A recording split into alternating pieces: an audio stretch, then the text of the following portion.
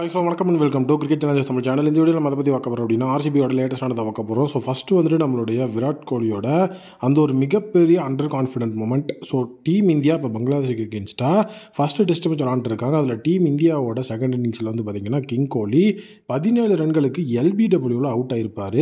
அந்த இடத்துல வந்து பார்த்திங்க அப்படின்னா ஸோ டோட்டலாகவே வந்துட்டு நம்மளுடைய விராட் கோலி ரிவ்யூ எடுப்பார் அப்படிங்கிற மாதிரி எல்லாருமே எதிர்பார்த்தாங்க. ஏன்னா வந்துட்டு ரொம்ப க்ளோஸ் காலாக தான் அது இருந்தது. பட் ஆனால் விராட் கோலி ரிவ்யூவே எடுக்காமல் வந்துட்டு வாக் ஆகிருப்பார். ஈவன் அந்த இடத்துல வந்துட்டு பிக் ஸ்க்ரீனில் வந்து அதோட ரிப்ளைஸ் காமிக்கும்போது கிளியராக பால் வந்து எட்ஜாக இருக்கும் பேட்டில் அப்படிங்கிறது நல்லாவே அல்ட்ராஜில் நம்மளால் பார்க்க முடிஞ்சது. ஸோ இப்போது விராட் கோலி ஒரு பிளண்டர் மிஸ்டேக் பண்ணிட்டாரு அப்படின்னு சொல்லி அந்த இடத்துல எல்லோரும் பேசிகிட்டு இருக்காங்க. அண்ட் அதே நேரம் வந்து பார்த்திங்கன்னா 2024 அப்படிங்கிற அந்த ஒரு இயர் வந்துட்டு த்ரூ அவுட் எண்ட் அப்படிங்கிறத நோக்கி போயிட்டுருக்கு. இது வரைக்கும் விராட் கோலி இந்த 2024 ஒரே ஒரு ஹாஃப் செஞ்சுரி மட்டும்தான் அடிச்சிருக்கார். அதாவது வந்து அவர் T20 வேர்ல்டு கப்போட ஃபைனல் அடித்தது மட்டும்தான் அவருடைய ஒரே ஒரு ஹாஃப் செஞ்சுரி. ஸோ இந்த அளவுக்கு வந்துட்டு அவரோட ரெபுலேருந்து விராட் கோலி ஒரு ஒஸ்டான ஃபார்மில் இருந்ததே இல்லை அப்படிங்கிற விஷயமும் இப்போ வந்து வைரலாக போயிட்டுருக்கு. டோட்டலி அவரோட ஆவரேஜ் பார்த்திங்கன்னா 19 இருக்குது. ஸோ அது மட்டும் இல்லாமல் இந்த ஒரு டெஸ்ட் சீரியஸில் கிங் கோலி அதை கம்பேக்காக யூஸ் பண்ணிக்கணும் அப்படின்னு நம்மளும் ஆல்ரெடி பேசியிருந்தோம். அதில் இப்போ ஃபஸ்ட் டெஸ்ட் அப்படிங்கிறது முடிஞ்சிருச்சு. ஸோ இப்போ செகண்ட் டெஸ்ட்டில் கண்டிப்பாக விராட் கோலி பெருசாக ஸ்கோர் பண்ணாதான் ஸோ இது வரைக்கும் அவருடைய கரியரோட ஒஸ்ட் இயராக இது மாறாமல் இருக்கும். அவரோட ஆவரேஜ் அப்படிங்கிறத கண்டிப்பாக ஒரு 30+ கொண்டு போயே ஆகணும் அப்படிங்கிற ஒரு ப்ரெஷரில் தான் செகண்ட் டெஸ்ட் மேட்ச்லேருந்து அவர் இருக்க போகிறார் அப்படிங்கிற மாதிரியும் அந்த இடத்துல வந்து எல்லாரும் அப்டேட்ஸ் கொடுத்துருக்காங்க. என்னோட பாயிண்ட் ஆஃப் வியூவில் ரிவ்யூஸில் இந்த மாதிரியான எரர் நடக்கிறது அப்படிங்கிறது சாதாரண விஷயம்தான். பட் ஆனால் வந்துட்டு இந்த ஒரு ரிவ்யூ ரொம்ப க்ளோஸாக இருக்கும். ஈவன் அதை வந்து ரிப்ளைஸில் காட்டும்போது அந்த இடத்துல அம்பையரோட ஃபேஸில் இருந்து எல்லாரோட ஃபேஸையுமே கேப்டாங்க. ஸோ கேப்டன் ரோஹித் சர்மாவிலேருந்து கௌதம் கம்பீர் எல்லாருமே அந்த இடத்துல வந்து ரொம்பவே வந்து ஒரு ஷாக்காக தான் பார்த்துட்டு இருப்பாங்க. ஸோ இந்த ஒரு டெசிஷன் பற்றி நீங்கள் என்ன நினைக்கிறீங்க அப்படிங்கிற உங்களுடைய ஒப்பீனியனை கமெண்ட் செக்ஷனில் மறக்காம வந்துட்டு கமெண்ட் பண்ணுங்கள். ஸோ அடுத்ததாக பார்த்திங்க அப்படின்னா நம்மளுடைய சிராஜோட இன்ஜுரி அப்டேட். சிராஜை பொறுத்த வரைக்கும் பங்களாதேஷோட ஃபஸ்ட் இன்னிங்ஸில் வந்து பார்த்திங்கன்னா ஒரு பவுண்டரியை சேவ் பண்ணும்போது அவருக்கு ஒரு இன்ஜுரி ஏற்பட்டிருக்கும். அந்த ஒரு இன்ஜுரிக்கு அப்புறம் பார்த்திங்க அப்படின்னா ஆஃப் த ஃபீல்டு போயிட்டு ரொம்ப நேரம் கழிச்சு தான் அவர் வந்திருப்பார். ஈவன் சிராஜ் தான் வந்து பங்களாதேஷோட லாஸ்ட் விக்கெட் அப்படிங்கிறத எடுத்து பங்களாதேஷோட ஃபஸ்ட்டு இன்னிங்ஸ் அப்படிங்கிறத முடிச்சு வச்சுருந்தாலும் அந்த ஒரு விக்கெட் எடுத்ததுக்கப்புறமா அவர் ஒரு செலப்ரேஷன் எப்போவுமே வந்து அந்த ரொனால்டோ டைப் ஆஃப் செலப்ரேஷன் பண்ணுவார். அதவே வந்துட்டு அவரால் வந்து பண்ண முடியாது. ஸோ அதை வந்து கிரிக்பஸ்லேயும் வந்துட்டு போட்டிருந்தாங்க. ஸோ அவரோட இன்ஜுரி அப்படிங்கிறது இருக்குது அப்படிங்கிற மாதிரி. ஸோ செகண்ட் இன்னிங்ஸில் அவரோட பவுலிங் அப்படிங்கிறது எந்த லெவலில் இருக்க போகுது அப்படிங்கிறதையும் இப்போ கொஸ்டின் மார்க்கில் வச்சுருக்காங்க.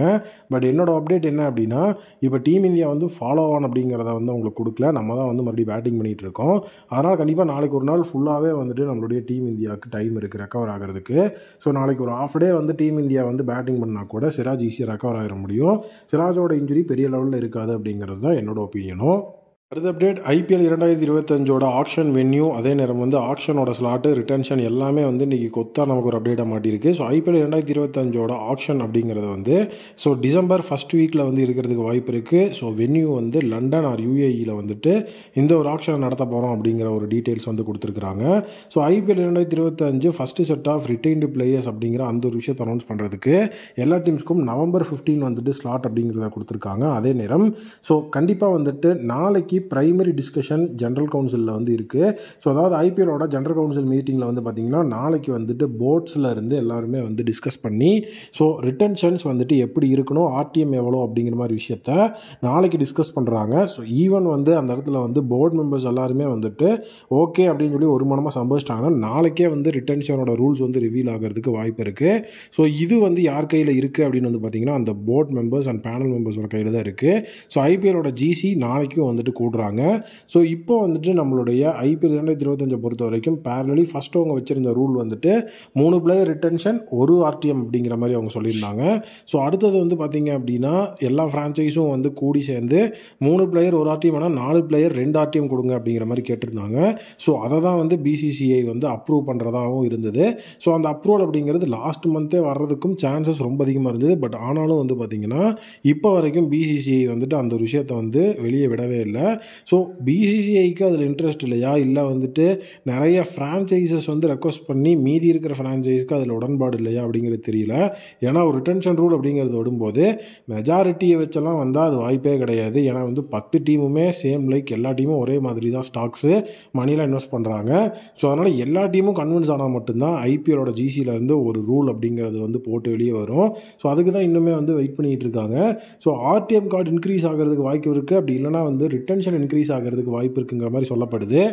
ஸோ இதில் ஆர்சிபிக்கு எதில் வந்து அட்வான்டேஜ் அப்படின்னு பார்த்தீங்கன்னா எல்லா டீம்ஸுக்குமே 4 பிளேயர் ரிட்டன்ஷன் ப்ளஸ் வந்து 2 ஆர்டிஎம் அப்படிங்கிறதுல தான் அட்வான்டேஜ் அப்படிங்கிறது நமக்கு தெரியும். ஸோ சேம் பேரலி வந்துட்டு ஆர்சிபியும் 4 பிளேயர் அப்படிங்கிற ரிட்டன்ஷன் ப்ளஸ் 2 ஆர்டிஎம் அப்படிங்கிறதுக்குள்ளே தான் வந்து போவாங்க. பட் அவங்களுக்கு 3 பிளேயர் ரிட்டன்ஷன் ப்ளஸ் ஆர்டிஎம் கொடுத்தாலும் பெரிய லெவலில் சிக்கல் வராது. பட் 4 பிளேயர் ப்ளஸ் 2 ஆர்டிஎம் அப்படிங்கும்போது அவங்களுடைய கோர் அப்படிங்கிறத ஈஸியாக அவங்களால வந்துட்டு ரீஃப்ரைன் பண்ணி ரீட்டைன் பண்ணிக்க முடியும் அப்படிங்கிறது என்னுடைய பாயிண்ட் ஆஃப் வியூவில் நான் பார்க்குற விஷயம். ஸோ கண்டிப்பாக வந்துட்டு ஆர்சிபிக்கு இந்த ஒரு ரிட்டன்ஷன் ரூல்ஸ் அப்படிங்கிறது மிகப்பெரிய லெவலில் வந்துட்டு நம்ம பார்க்க வேண்டிய ஒரு விஷயமாக தான் இருக்குது. எஸ்பெஷலி நாட் ஃபார் ஆர்சிபி, அது வந்து நிறைய ஃப்ரான்ச்சைஸ்க்கு அப்படி தான் இருக்குது. பட் ஆனால் ஆர்சிபிக்கு அவங்க கோர் டீமை ரீட்டைன் பண்ணுறதுக்கு இது ரொம்ப முக்கியமான விஷயம். Next IPL 2025. ஸோ நம்மளுடைய ஆர்சிபி இந்த 2 பிளேயர்ஸை டார்கெட் பண்ணுறதுக்கு வாய்ப்பு இருக்குன்னு எல்லா ஆர்சிபி ஃபேன்ஸ் சைடில் இருந்தும் ஃபேன் பேஜில் இருந்தும் அப்டேட் நேற்று பறந்துட்டு இருக்கு. யார் அப்படின்னா Shimron Hetmyer and Liam Livingstone. So இவங்க 2 பேருமே வந்து பார்த்தீங்க அப்படின்னா தரமான அதிரடியான வீரர்கள். லியாம் லிவிங்ஸ்டோன் இப்போ தரமான ஒரு ஃபார்மில் வந்துட்டு இருக்கிறாரு, இங்கிலாந்துக்காக ஆடிட்டு இருக்காரு, செம்ம ஃபார்மில் ஆடிட்டு இருக்கிறாரு. அதுவும் ஆஸ்திரேலியாவுக்கு எகென்ஸ்டாகவே 2 மேட்ச்சில் வந்து செம்ம சூப்பரான ஒரு பெர்ஃபார்மன்ஸ், ஆல்ரவுண்ட் பெர்ஃபார்மன்ஸ், விக்கெட் எடுத்ததுலேருந்து மட்டும் இல்லாமல் பேட்டிங்லேயும் நல்ல பெர்ஃபார்மன்ஸு. ஸோ கண்டிப்பாக நம்மளுடைய ஆர்சிபிக்கு இவரோட சேவை தேவை. ஸோ இப்போது மேக்ஸ்வெல் அப்படிங்கிறவர் வந்து ரிலீஸ் ஆனார்னா இந்த இடத்துல வந்துட்டு நீட்டான ஒரு பர்ஃபார்மன்ஸ் அப்படிங்கிறத வந்து கொடுக்கறதுக்கு கண்டிப்பாக வந்துட்டு ஒரு பிளேயர் வேணும். ஸோ அந்த இடத்துல லியாம் லிவிங்ஸ்டோன் கண்டிப்பாக வந்துட்டு ஒரு நல்ல ஆப்ஷனாக இருப்பார். அதே நேரம் வந்துட்டு எனக்கு ஆல்ரவுண்டர் வேண்டாம், ஜஸ்ட் வந்து மேட்சை ஃபினிஷ் பண்ணுறதுக்கு ஒரு பேட்ஸ்மேன் மட்டும் போதும் அப்படிங்கிற மாதிரி நம்ம தேடினோம்னா அந்த இடத்துல ஷிம்ரன் ஹெட்மயர் கண்டிப்பாக நல்ல ஆப்ஷனாக இருப்பார். இவங்க 2 பேரும் வந்தாங்கன்னா லியாம் லிவிங்ஸ்டோன் நம்ம டார்கெட்டில் வந்துட்டு மேலே கூட பேட்டிங் ஆர்டரில் அனுப்பலாம். பட் யாராவது ஒருத்தர் எடுத்தால் கூட நமக்கு அது யூஸ்ஃபுல்லான ஒரு பையாக தான் இருக்கும். நீங்கள் என்ன நினைக்கிறீங்க அப்படிங்கிற உங்களுடைய ஒப்பீனியனை கமெண்ட் செக்ஷனில் மறக்காமல் கமெண்ட் பண்ணுங்கள். மீண்டும் புதிய வீடியோவில் மீட் பண்ணுறேன். Thank you, take care and bye bye.